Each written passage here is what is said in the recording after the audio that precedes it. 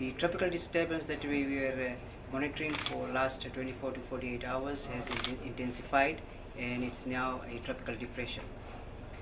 The tropical depression 017F was located to the south-southwest of Rotuma and north-northwest of Nandi, about 310 kilometers at midday today. It is moving southeast at 15 kilometers per hour.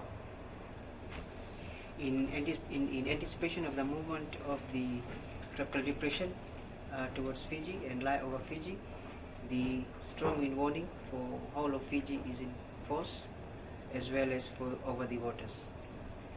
The flood alert is in force for the areas, especially downstream to the major rivers and adjacent to the major rivers, as well as a flood warning is in force for the Rikiriki River, Waileka and Nauru floods.